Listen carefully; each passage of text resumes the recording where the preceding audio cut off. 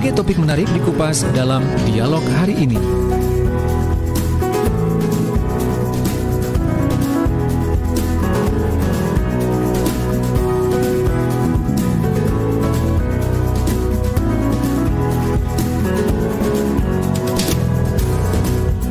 Assalamualaikum warahmatullahi wabarakatuh. Selamat pagi, salam sehat dan salam sejahtera untuk kita semua. Semangat pagi luar biasa. Berjumpa kembali untuk edisi perdana di bulan September ya, di tanggal 6 hari Senin, dengan Pak Roni Hamustamu, Direktur Keuangan Consulting di program Komunikasi Bisnis.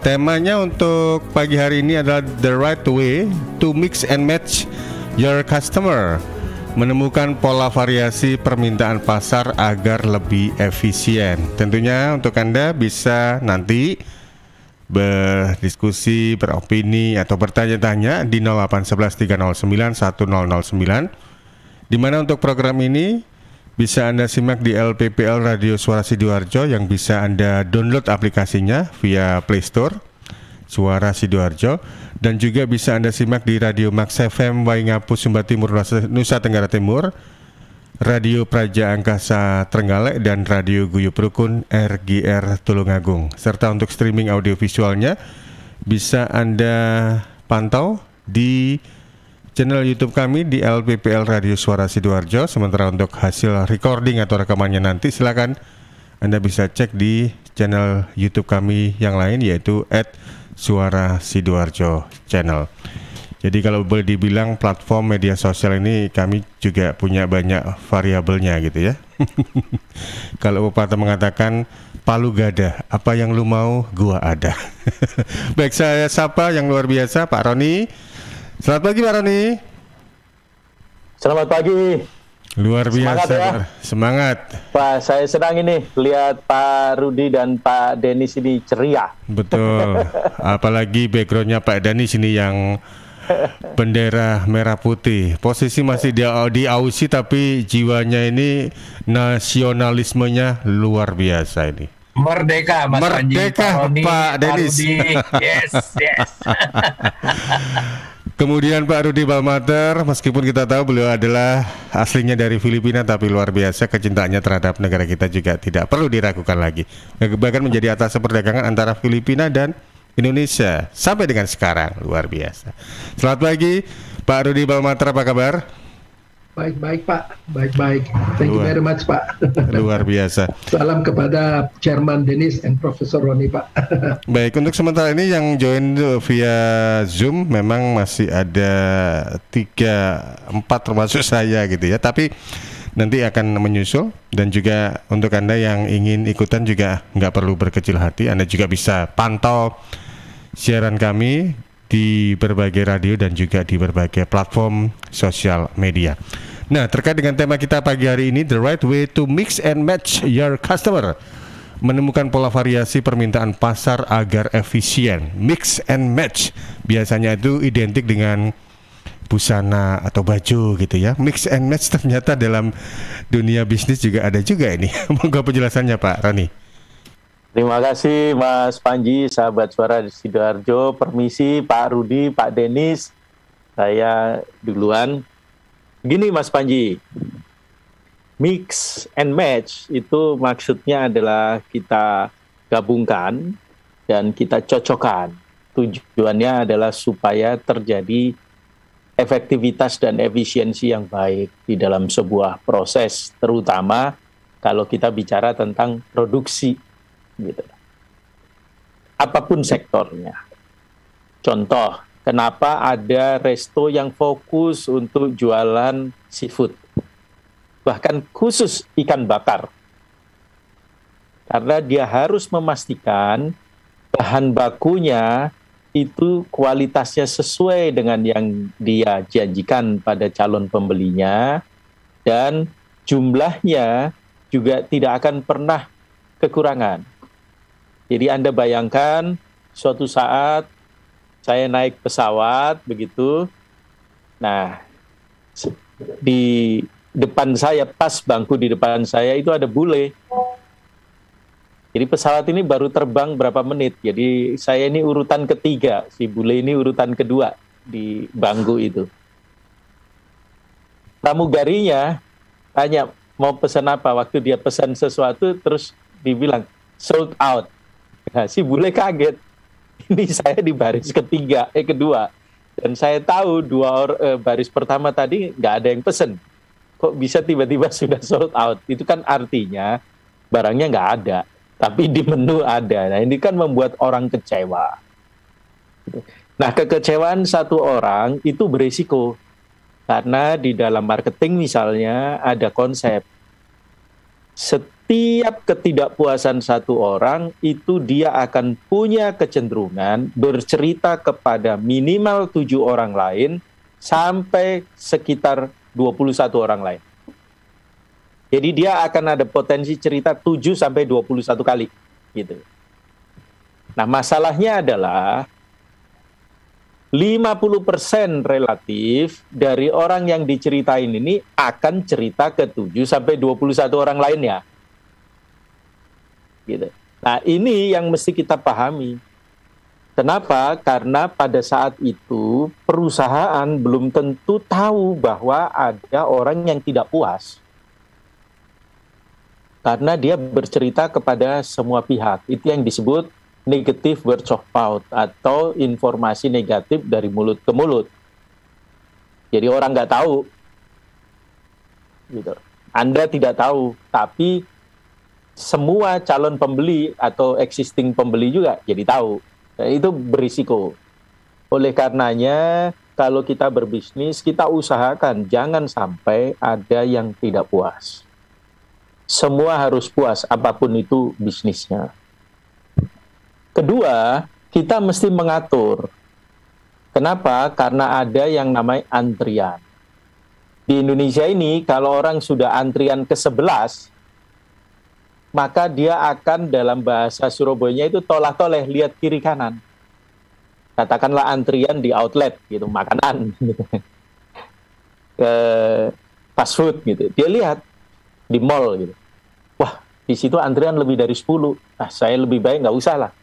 Dia akan coba resto lain yang menurut dia masih masuk pada kadar bisa saya terima. Jadi bukan pilihan utama, tapi bisa jadi pilihan kedua. Dan itu ada potensi pindah. Berisiko sekali kalau kita lihat. Nah, karena itu antrian, itu bahkan ada teori antrian.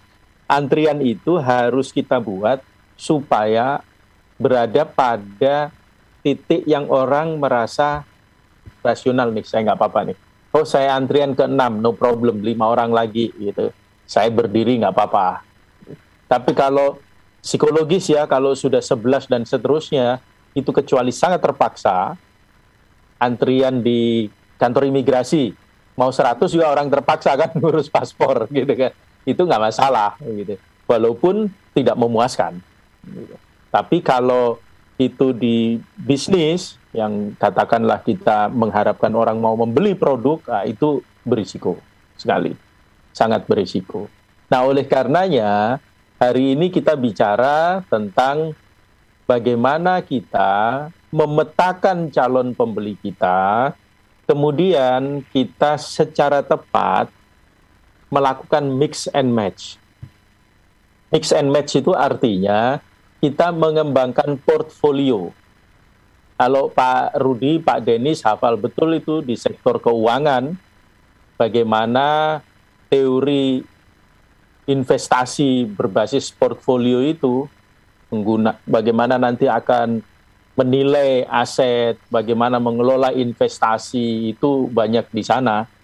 Sehingga bahkan kalau masuk di bursa efek, itu nilai dari aset itu ditentukan juga oleh variabel-variabel lain yang asalnya dari luar, gitu.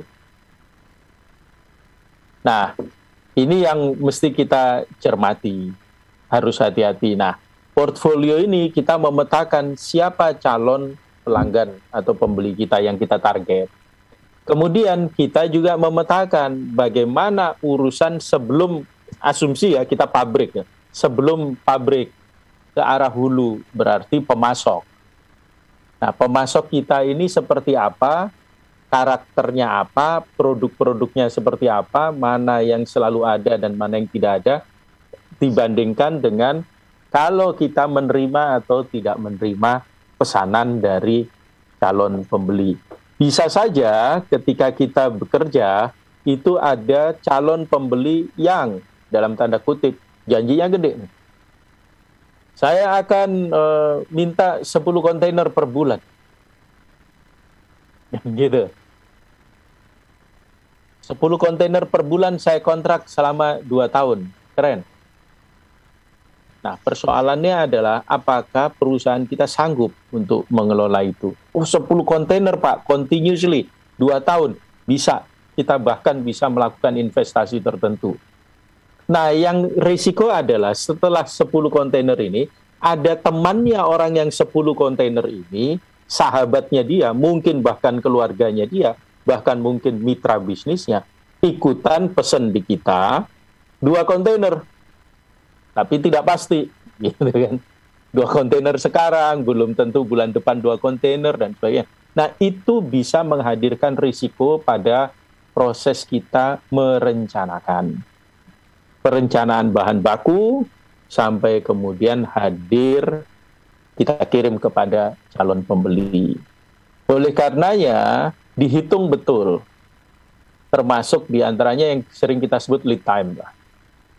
Jadi, kayak Pak Denis ini, kalau customer datang. Mulai dari dia datang, dia antri, sampai dia selesai keluar lagi, itu berapa lama? Mau nggak dia menunggu selama itu? Makanya saya masih ingat persis, dan dulu saya sangat terkejut 20 tahun lalu. Itu waktu sekolah kan mau nggak mau buka tabungan nih. Nah, waktu buka tabungan saya kaget. Kagetnya itu begini.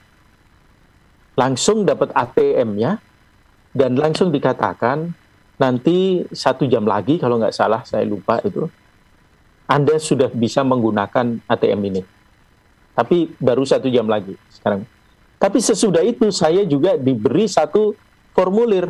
Jadi waktu saya mengisi itu di bagian bawah itu ada tulisan, apakah Anda dilayani maksimal 15 menit. Bayangkan, Mas Panji, pada masa di Indonesia itu ATM itu, ngurus ATM, itu hari ini terus dapatnya 3 hari lagi, gitu kan. Di negara itu, saya dari buka rekening saya begitu duduk dibilang selamat pagi, sampai saya terima ATM dengan kode PIN-nya itu tidak sampai 15 menit. Dan saya tulis sampai lebih dari 15 menit atau kurang dari 15 menit. Yes or no, kan gitu. Nah, sesudah itu, ada nggak sesuatu yang saya misalnya memberikan catatan buat dia. Dan waktu itu saya juga kagum, Tailor-tailornya itu semua ada timer, countdown. Sehingga dia tahu persis akan muncul data rata-rata pelayanan kepada setiap orang berapa menit. Itu kan seperti resep masakan.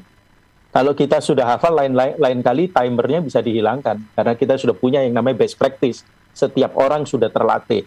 5 menit selesai, 5 menit selesai. Ini menyangkut antrian. Karena kalau ada orang yang masuk pada jam yang relatif bersamaan, terus 20 orang, sementara mereka harus meninggalkan urusan pekerjaannya atau apapun yang penting demi urusan jasa, misalnya perbankan, itu kan jadi risiko besar. Ada yang namanya opportunity cost, hilang peluangnya dia akibat dia antri di tempat kita, dan itu berisiko.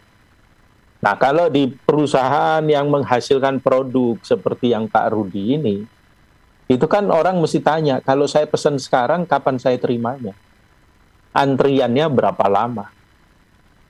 Sementara produk itu sendiri, throughput time-nya, waktu perlaluannya itu berapa lama, dari 0 sampai jadi berapa?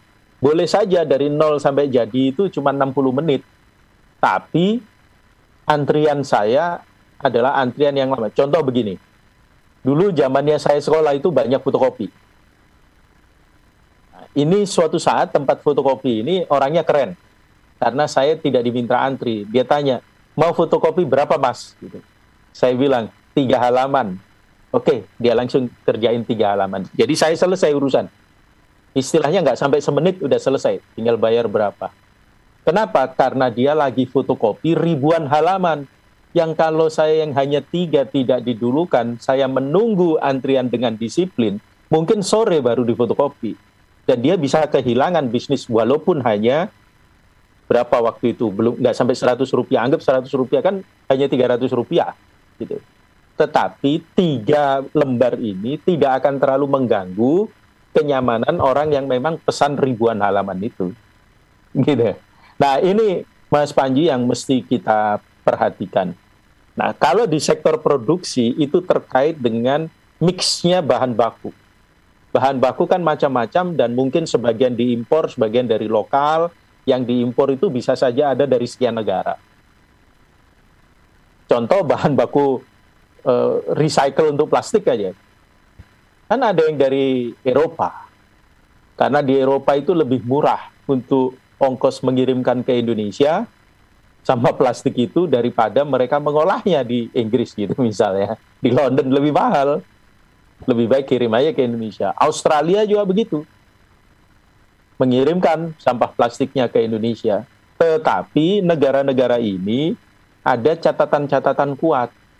Sehingga mereka tahu nanti kalau masuk ke Indonesia ada aturan A, B, C. Maka saya sangat tertarik misalnya dari Australia. Sampah plastik yang untuk wrap-nya seperti koper kalau kita ke bandara.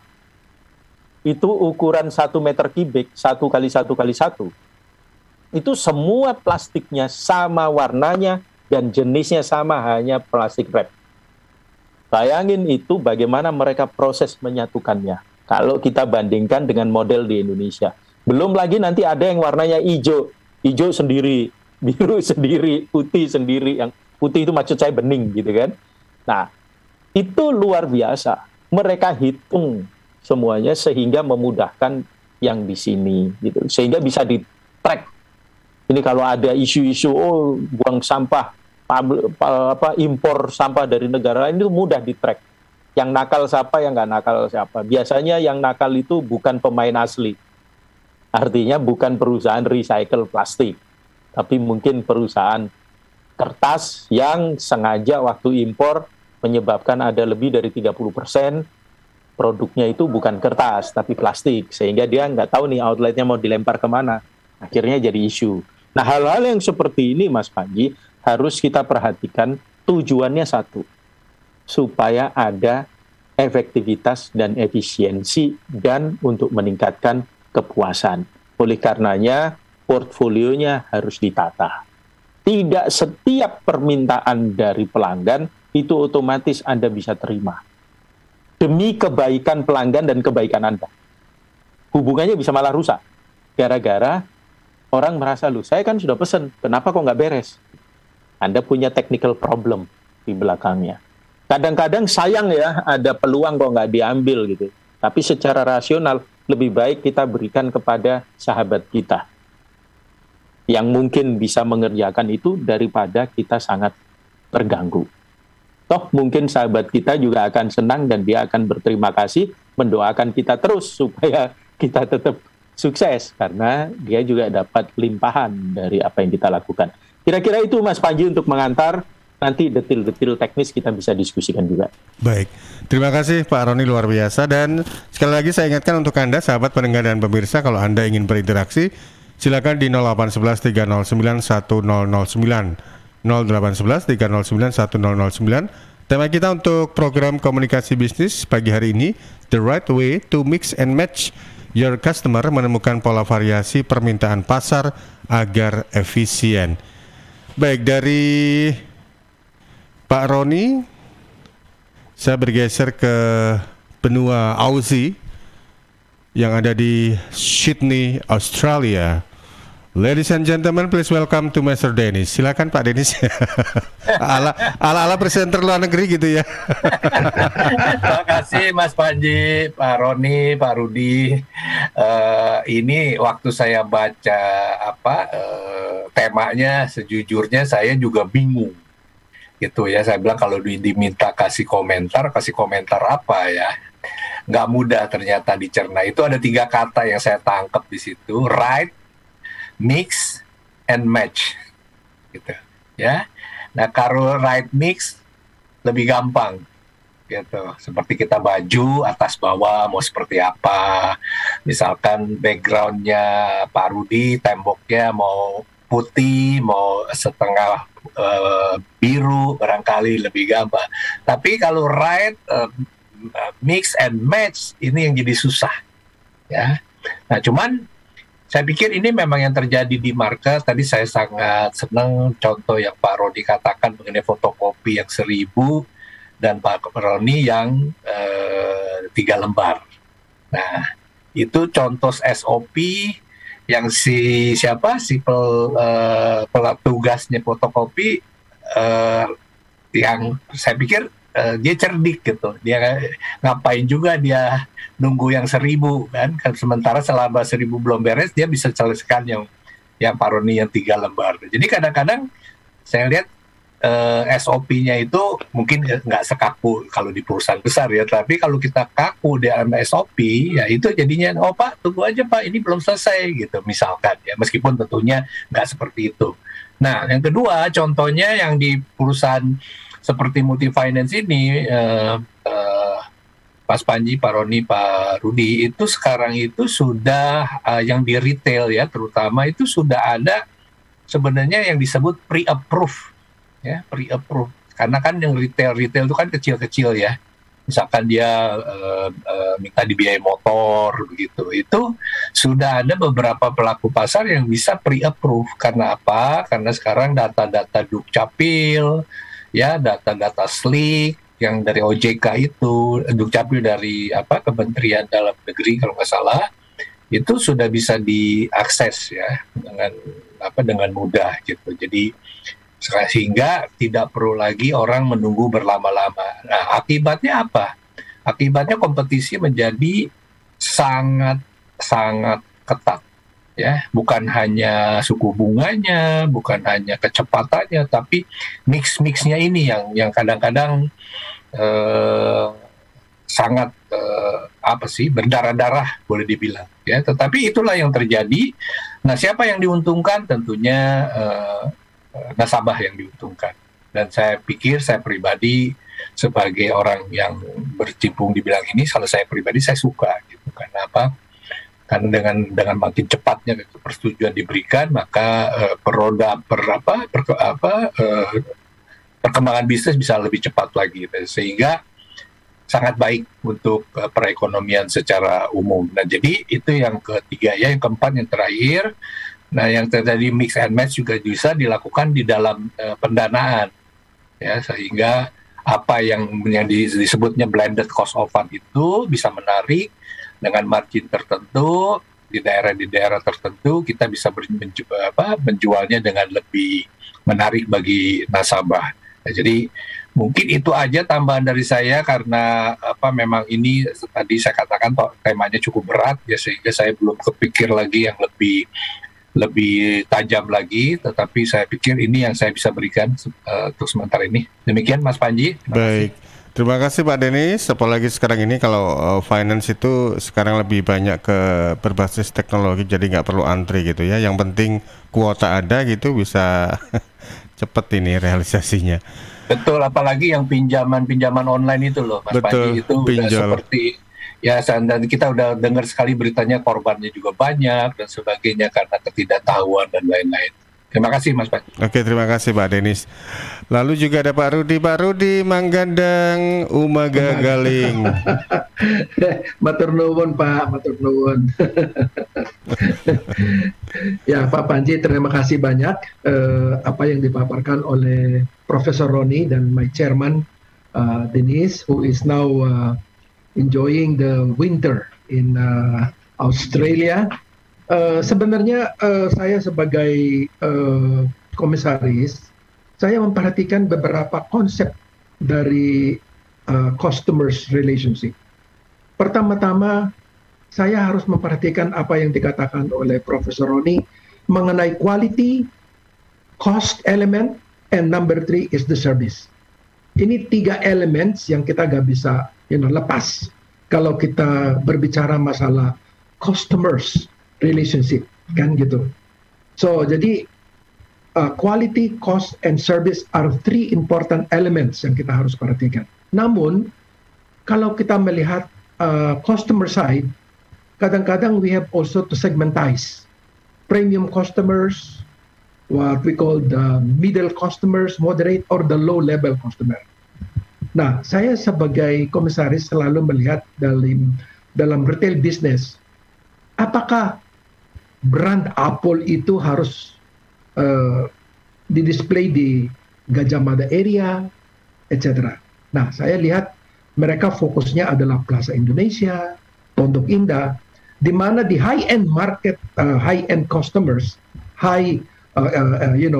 equity customers, biasanya mereka visiting those places. So this is what I see dari segi marketing perspektif.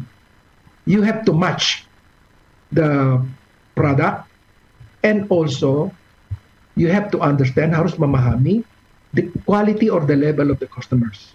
Seperti waktu selesai MRT ini di Fatmawati, di mana-mana saya lihat, muncul ada Circle K, ada McDonald, ada masakan Padang. Namanya di convenient stores. People very quick, cepat, jalan, tapi minta mereka ada kebutuhan. So saya lihat apa pemikiran dari marketing perspektif. Mereka matching, matching the customers and the locations and the place, kan gitu, supaya bisa sustainable growth of the products, something like that. So saya sebagai observer dan melihat bagaimana market positioning, saya harus juga memperhatikan apa yang dikatakan oleh marketing specialist. Please tentukanlah what is the target of your customers, okay? What level they are, kan gitu. So jadi kalau you lihat even in Plaza Indonesia, memang target mereka adalah di high-end customer. Tapi di luar mereka banyak small vendor, jual-jual Bandung makanan yang hanya mungkin 30-35 ribu sudah bisa puas. Itu banyak yang juga. So the topic today, kalau memang kita bicarakan mengenai retail business, memang the retail operator itu harus melihat the volume, the traffic, the target customer, and then the pricing. So menurut saya sih, ya saya sebagai accountant hanya melihat the marketing perspective and the customer's relationship. Topik yang mengenai matching, bagaimana melihat supaya the volume of activities bisa akan terjadi. I think you have to consider the quality of your product, the cost of your product, and also the quality of your service. Cepat, quick, convenient. And then you have to match your target customer, the volume of your customers. So ini yang saya mau sharing. Saya sebagai komisaris yang duduk di atas, yang industrinya retail, kalau industrial product, mereka juga ada premium product for high sophisticated customer. Tapi mereka tidak dilute the quality of also their low product. Tapi ini seperti yang saya lihat, seperti contoh yang konkret. Untuk memproduksi seperti etanol, ada yang untuk liquor, ada juga yang untuk seperti sekarang ordinary ethanol for washing your hands, etc. So jadi there is a matching apa yang dibutuhkan oleh customers and the level of customers yang membutuhkan this product. So to me personally sebagai komisaris dan lihat bagaimana perspektifnya is to increase omset kita harus lihat the target customer, the quality of the product that we are to push, and then the volume of the traffic. So memang topik yang dipilih oleh Profesor Roni ini semacam reminder to our entrepreneurs how to bagaimana meningkatkan the omset of their performance. So inilah Pak Panji yang saya mau share, the key concept on customers relationship and key concepts on the marketing positioning. Thank you very much. Terima kasih banyak. Baik, terima kasih Pak Roni, luar biasa. Baik, sahabat pendengar dan pemirsa, nanti kita akan kembali untuk kita akan masuk dalam program komunikasi bisnis, tapi kita jeda dulu ya, Pak Roni, Pak Denis, dan Pak Rudi. Kita jeda dulu ya, nanti kita akan kembali sesudah beberapa komersial break berikut ini.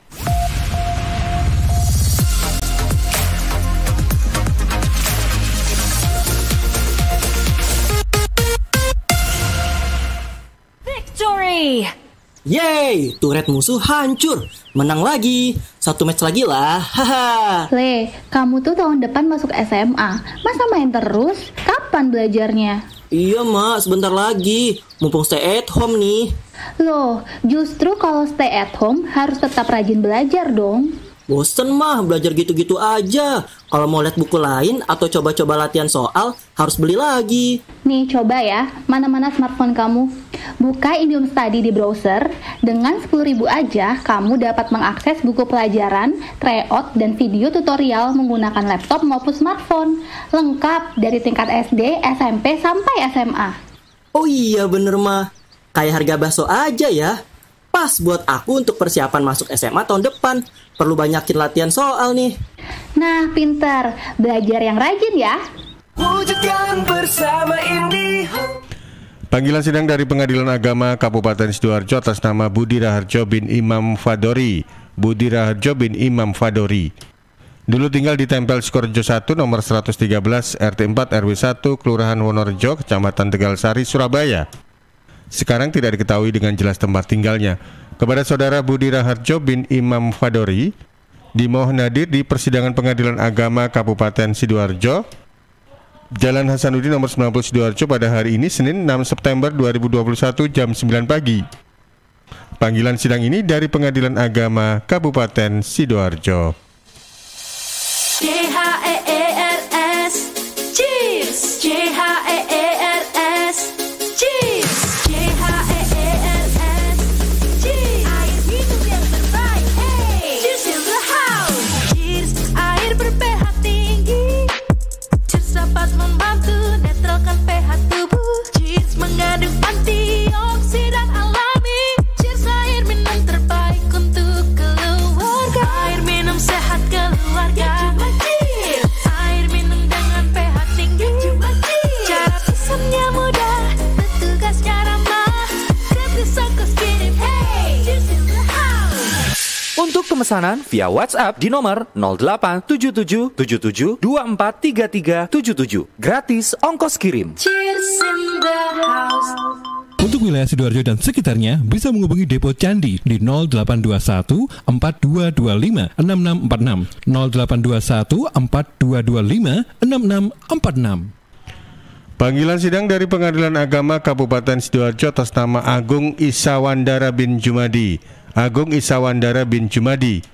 Dulu tinggal di Dusun Tado, RT 2 RW 1 Desa Singkalang, Kecamatan Balongbendo, Sidoarjo. Sekarang tidak diketahui dengan jelas tempat tinggalnya. Kepada saudara Agung Iswandara bin Jumadi dimohon hadir di persidangan Pengadilan Agama Sidoarjo, Jalan Hasanuddin nomor 90 Sidoarjo pada hari ini Senin 6 September 2021 jam 9 pagi. Panggilan sidang ini dari Pengadilan Agama Kabupaten Sidoarjo. Arek-arek iku rame lapo sih? Mulakno, nek dikandani wong tuwek dirungokno, nek durung siap duwe anak, gak usah rabi. Anake loro, pilek, watuk, ono seseke. Loh, bahaya iku. Ngomong dorong, budal nang bidan. Hati-hati dan waspada ya. Demam, batuk, dan susah nafas bisa jadi itu tanda-tanda pneumonia atau infeksi paru-paru. Penyebabnya bisa virus, bakteri, atau jamur. Mudah menular lewat droplet saat batuk atau bersin. Tapi ini bisa dicegah dengan pemberian imunisasi PCV pada bayi dan anak. Imunisasi PCV selain mencegah pneumonia juga bisa mencegah radang selaput otak atau meningitis dan radang telinga tengah atau otitis media. Imunisasi PCV diberikan pertama pada bayi usia 2 bulan, dilanjutkan pada usia 3 bulan, dan dosis ketiga saat anak usia 12 bulan. Imunisasi PCV bisa didapat di posyandu, bidan, puskesmas, rumah sakit, klinik kesehatan, praktek dokter mandiri, dan layanan kesehatan lain yang menyediakan imunisasi.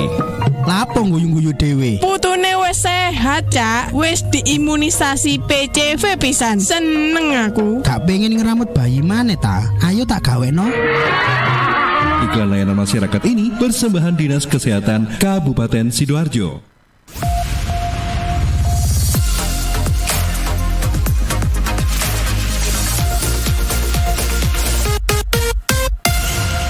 Jam 9:41 waktu Indonesia Barat, kita masih bersama dalam program Komunikasi Bisnis kerjasama dengan Quadrant Consulting dengan tema kita The Right Way to Mix and Match Your Customer, menemukan pola variasi permintaan pasar agar efisien.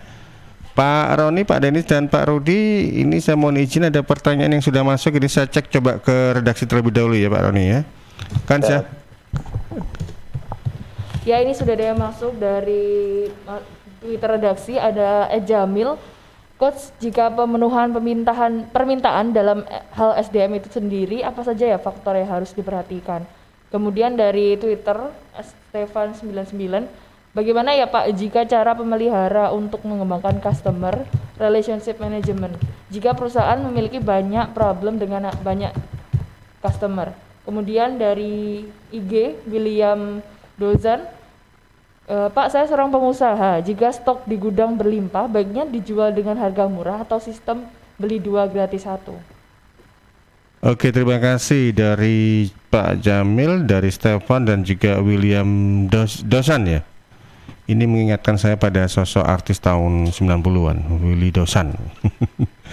Mungkin zamannya Pak Roni, zaman saya ini ya yang paham ya. Monggo Pak Roni tanggapannya. Oke. Terima kasih Mas Panji dan sahabat Suara Sidoarjo. Saya menangkap ini tadi ada 3 pertanyaan ya. Yang pertama adalah apa yang harus dipahami dari sisi SDM, kira-kira begitu ya. Yang kedua itu lebih kepada sisi marketing. Dan yang ketiga itu inventory, kalau stok melimpah, jual murah atau beli 2 gratis 1. Yang pertama, kasus yang seperti ini itu butuh pemahaman bersama. Karena perusahaan itu kan harus selalu berubah, menyesuaikan diri dengan persaingan yang ada, kondisi yang ada di sekitar. Oleh karenanya perusahaan, terutama pimpinan, harus selalu berkomunikasi dengan baik dengan semua stafnya, semua orang yang ada di dalam perusahaan. Apapun levelnya, paling rendah seperti apapun yang dianggap paling rendah, itu mereka harus tahu apa yang jadi pemikiran persoalan perusahaan. Jangan sampai nanti muncul kondisi yang disebut teori agensi, gitu, agensi teori. Gitu. Owner nggak percaya sama manajemen nggak percaya sama staff, gitu kan. Dan seterusnya itu akan menjadi siklus negatif. Kenapa? Karena keduanya hubungannya akan berangkat dari saling tidak percaya. Tapi kalau kita ceritakan semua, kita buka bahwa kita ini kompetisinya makin terbuka. Semua pihak makin bisa datang. Jangan lupa ya, dulu kita pesan produk kalau impor itu harus jumlah besar. Sekarang Anda buka salah satu aplikasi marketplace saja, Anda bisa pesan 1 kursi. Kemarin saya lihat ini, 1 kursi duduk. Gitu. Dari RRT, harganya 1 juta sekian, didiskon menjadi 500 sekian, kemudian ditambah ongkos kirim 85.000. Sudah, Anda akan dapat barang itu dari RRT. Ini kan sesuatu yang luar biasa kalau Anda jadi produsen kursi. Gitu. Ini kursi kerja yang modelnya keren gitu kan, yang kalau di kantor-kantor itu biasanya dipakai oleh para pejabat lah. Gitu. Tapi dengan harga yang sangat murah. Kita nggak tahu bagaimana dia mendesain prosesnya, karena harga itu harga sampai di customer begitu. Nah ini yang mesti kita pahami. Kalau semua paham bahwa kompetisi itu ketat, maka semua akan berjuang bersama-sama, karena mereka bekerja di perusahaan itu juga untuk hidup. Jadi kalau perusahaannya mati kan dia kena juga. Gitu. Saya pernah punya klien yang menarik buat saya. Ini di sektor manufaktur berbahan baku baja ini.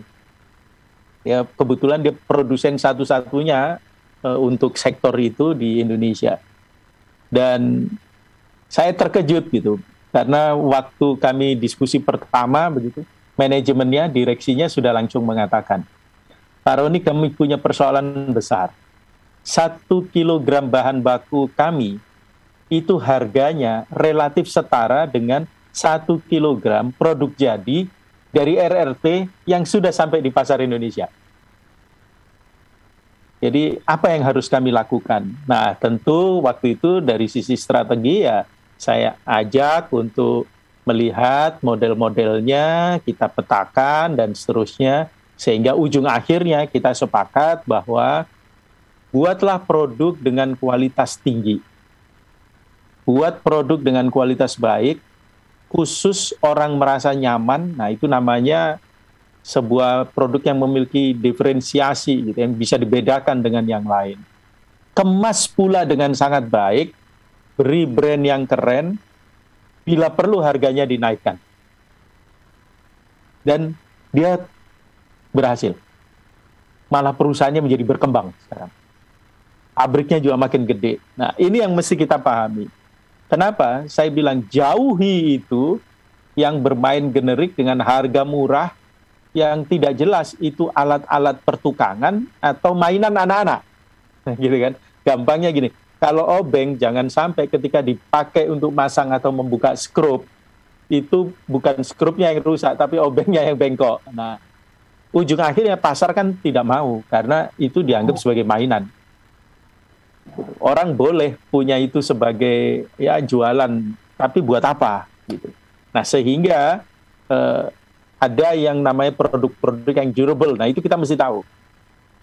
Jadi SDM juga harus kita ajari, kita beritahu semua bahwa kasus kita kayak begini, musuhnya kayak begini, persaingannya kita harus bermain seperti ini. Mohon pengertian bersama, kalau enggak kita tenggelam bersama. Nah, dari sisi marketing, fokusnya pada kepentingan pelanggan. Pelanggan itu kadang-kadang semangat di depan, hati-hati. Tapi komplainnya gede di belakang. Tadi Pak Denis sudah bilang ya, di review kan customer itu, datanya udah dilihat. Kita mesti tahu.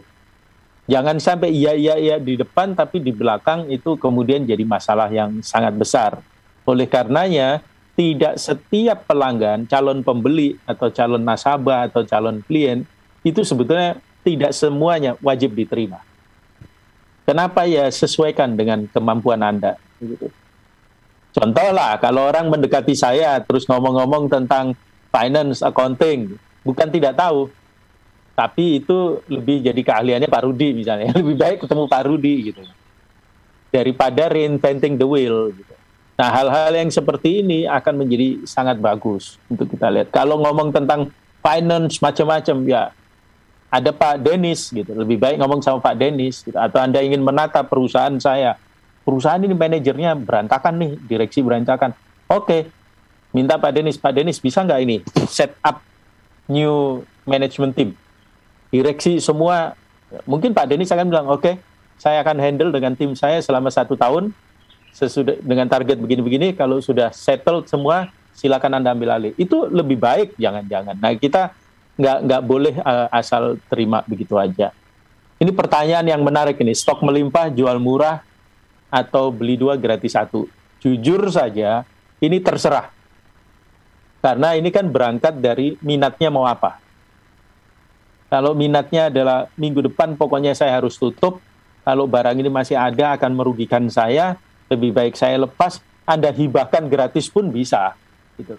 Tetapi kalau tujuannya untuk mempertahankan perusahaan supaya menjadi tetap baik, tetap sehat, maka kalau saya bilang jangan jual murah,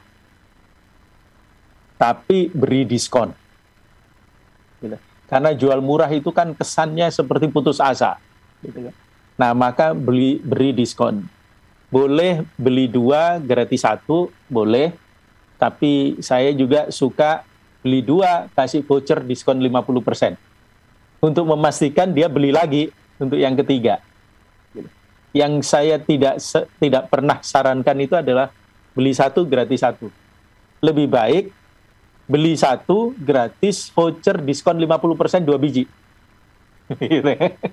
Kenapa? Karena tujuan kita memberi diskon itu kan untuk meningkatkan sales, supaya produk itu terbeli, bukan sekedar untuk ngeluarin barang dari gudang. Tapi sekali lagi, ini pilihan. Ini pilihan. Karena contoh ya, hati saya selalu sedih kalau melihat produk dibuang. Contoh, di Malang pernah kejadian ketika harga sayur turun, sayur itu dibuang ke sungai. Ada di tempat lain ketika harga telur turun, telur itu dibuang. Gitu. Nah, telur sekian banyak itu kalau dikirimkan ke panti asuhan, ke panti ureda, itu kan lebih bermanfaat. Tapi orang itu kan karena emosi, itu dibuang, gitu. Nah, di Jawa Timur beberapa kali kejadian yang seperti ini. Itu pilihannya dia, itu barangnya dia. Kita nggak bisa ngomong apa-apa. Tapi kalau tanya saya, daripada Anda buang, lebih terhormat disumbangkan ke panti asuhan atau panti ureda, tempat orang-orang tua. Atau sumbangkan ke rumah sakit yang milik pemerintah atau rumah sakit swasta tapi yang bukan komersial benar-benar lah, yang punya yayasan pengabdian begitu. Nah, ini akan menjadi lebih bermakna kalau menurut hemat saya daripada dibuang. Demikian dengan jual, jangan jual murah, tapi berikan diskon atau voucher yang tadi. Terima kasih Mas Panji. Baik, luar biasa Pak Roni. Ini kalau saya analogikan, jangan sampai misalnya developer gitu ya, ketika tidak sesuai di pasaran harga rumah, terus dia buang-buang sertifikat. Nah, kalau gitu saya yang maju duluan ini. Baik, ini bercandaan ya. Nggak ada, lagian juga nggak ada istilahnya developer yang senekat itu. Baik. Tapi kapan itu ada yang punya konsep itu, Mas Panji? Gitu. Ada yang punya konsep bukan dibuang gitu kan, tapi dihibahkan. Dihibahkan. Ya, hanya saja secara bisnis model menurut saya masih nggak pas. Gitu. Itu penuh risiko gitu, karena ini sebenarnya pihak ketiga yang ingin membantu menyelesaikan masalahnya developer, tapi menurut hemat saya kalau dibuat seperti itu dengan bisnis modelnya yang nggak pas ya bisa hanya akan jadi berantem di pengadilan nanti. Baik Pak Roni, tidak terasa waktu kita sudah hampir mendekat ke jam 10 terkait dengan tema kita The Right Way to Mix and Match Your Customer. Closing remark dari Pak Roni. Monggo Pak Roni. Ya, terima kasih Pak Denis, terima kasih Pak Rudi. Gitu. Ketika kita bicara tentang menjual produk, barang maupun jasa, maka kita akan punya secara bertahap, kalau di awalnya nggak ada, itu database tentang perilaku pelanggan kita. Sehingga kita bisa memunculkan yang namanya pola permintaan. Nah, kalau kita bisa punya pola permintaan, maka kita bisa desain proses bisnis kita, supaya biayanya itu efisien. Dan itu kelihatannya bisa saja mudah. Tetapi sebetulnya melibatkan banyak hal yang detil-detil, terutama kita pilih jadi dua. Kalau industri itu manufaktur, itu ada dua. Satu adalah urusan ke hulu yang berkaitan dengan bahan baku. Yang satu urusan ke hilir yang berkaitan dengan calon pembeli atau calon pengguna. Dua-duanya ini harus efisien dan dua-duanya ini harus sinkron. Yang tidak boleh terjadi adalah misalnya pembeliannya itu kita terima banyak, tetapi suplai bahan baku itu lambat. Nah, ini akan menimbulkan komplain, menimbulkan banyak keluhan karena orang tidak mau menunggu terlalu lama. Ini harus kita hitung. Kapan daya sabar seseorang? Tadi saya katakan kalau di sektor makanan, antrian itu maksimal 10. Sebisa mungkin jangan pernah sampai sentuh urutan ke-10 itu. Bila perlu, buka langsung kasir kedua, kasir ketiga, dan seterusnya. Walaupun sifatnya sementara, kan itu tinggal melatih orang supaya prosesnya cepat. Gitu. Kalau tidak, ini akan jadi masalah. Contoh di jalan tol kan kadang-kadang ada kejadian tuh, padat sekali, sehingga ada petugasnya yang kemudian keluar, dia beri tiket gitu langsung ambil lebih cepat. Karena yang namanya bottleneck itu harus dibongkar di awal, dan itu berisiko. Dua-duanya ini harus ditata dengan sangat rapi, Mas Panji, karena kalau tidak, itu perusahaan juga akan kehilangan reputasinya. Oleh karena itu, yang kemudian diperhatikan adalah bagaimana kita bicara dengan pendekatan portfolio. Kita periksa, kalau dari sisi pasar tadi misalnya, Kalau dari sisi pasar itu ya sebetulnya ada 3 strategi. Satu, kita cari calon pelanggan lain yang kira-kira bagus, kita sebut new customer, yang sesuai dengan kemampuan kita. 2, kita memilah customer kita ini, mana yang nantinya akan lebih bagus dan mana yang kira-kira kontribusinya tidak tinggi, kelihatannya keren ada tapi merepotkan. Nah, yang ketiga adalah kita tukar nih customer yang ada ini dengan yang lain yang kira-kira lebih pas.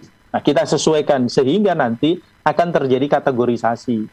Gampangnya itu kan seperti kalau kita jualan nasi goreng, mie goreng, dan sejenisnya. Itu kita urutkan orang itu. Sehingga kita swap namanya. Current customer kita dengan customer yang lain. Sehingga nantinya kita akan menata berapa pendapatan kita, berapa persentase pendapatan kita dari masing-masing akun pelanggan kita dibanding dengan berapa persentase profit dari masing-masing pelanggan atau keuntungan. Nah, ini namanya kontribusi. Yang berbahaya adalah bisa saja sesuatu itu pekerjaannya banyak dan rumit, tapi kontribusinya rendah. Maka kita harus berani kemudian mulai menyapih, mulai dipilah nih. Bila perlu kita dorong. Nah, kalau di perusahaan-perusahaan tertentu, dia bisa saja kalau jumlahnya orang ini banyak, dia akan bikin second class. Paling gampang kan kita lihat, ada produk premium yang dilindungi, terus dia bikin yang second class. Dengan harga yang lebih murah untuk memenuhi kepentingan pelanggan yang memang mainnya di murah. Bahkan di media kan juga ada gitu, ada grup yang sengaja punya brand utama terus dia bikin brand yang kecil-kecil. Nah, pertanyaannya kenapa harus dilakukan itu? Semua adalah supaya perusahaan bisa memberikan yang terbaik buat pelanggan, supaya perusahaan bisa menjaga hubungan sehingga reputasinya juga menjadi tetap baik. Karena jangan lupa, kalau tidak puas di kita, lawan akan siap untuk segera mengambil calon-calon pelanggan kita. Itu kira-kira Mas Panji yang bisa saya sampaikan sebagai penutup acara ini. Terima kasih. Baik, terima kasih Pak Roni, terima kasih Pak Rudi, terima kasih juga Pak Denis. Salam sehat selalu, semoga semakin sukses. Terima kasih Mas Panji, Pak Roni, Pak Rudi. Salam sehat dari winter 17 derajat. Nggak perlu es batu kalau di sana itu ya, sudah dingin. Langsung minum. Langsung minum. Bye-bye, salam sehat semua. I love you all. Terima kasih, I love you too. Terima kasih Pak Rudi, Pak Denis, dan juga tentunya Pak Roni, Direktur Keuangan Consulting. Baik sahabat pendengar dan pemirsa, baru saja Anda ikuti program komunikasi bisnis dengan tema The Right Way to Mix and Match Your Customer, menemukan pola variasi permintaan pasar agar efisien.